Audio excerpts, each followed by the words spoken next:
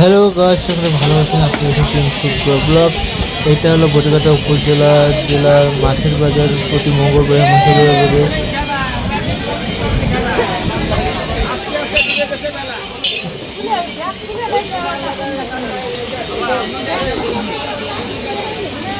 দাদু মাছ কত করে?